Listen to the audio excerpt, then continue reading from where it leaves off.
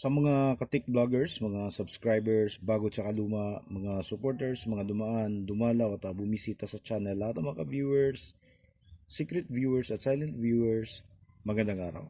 So, meron tayong vape dito, pinapagawa. Ang complaint nito ay walang display at ayaw tumuloy yung kanyang power. So, try natin para makita nyo. So, press natin. Ayan, umilaw. Tapos mamamatay, press natin ulit sa baba naman, ayan pero walang display na lumalabas sa kanyang screen.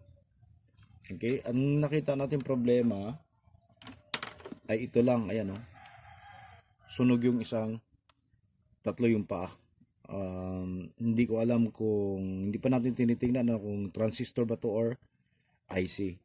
So malamang MOSFET dito siya nanggagaling Ayan dito. Ayan.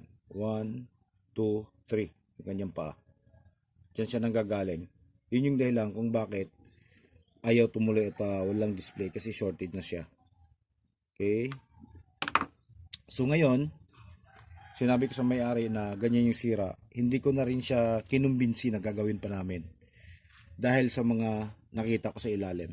Ito yung isa sa mga napakadelikadong bagay na hindi sinasabi ng ibang eksperto Okay? Yung sinasabi lang nila na yung madalas na kaso na sumasabog yung battery, nasusunog yung unit, okay? Nadidisgrasya yung may-ari. Tapos yung usok, nakakasira din yun. Nakakaano din sa natin yun, sa katawan natin yun.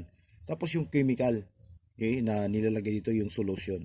Na yun yung source ng usok kasi iniinit yun. Ito yung pinaka-heater niya dito, ito yung pinaka-heater niya. Nasira na rin yung kanyang heater. So bakit nga ba hindi ko na siya kinumbinsi na gawin pa to? Dahil dito kung titingnan nyo ayan, ito yung mga piyesa niya. Ito yung nakasalpak yung heater dito sa loob. Tingnan nyo naman yung salpakan nyo. Nalulusaw na siya.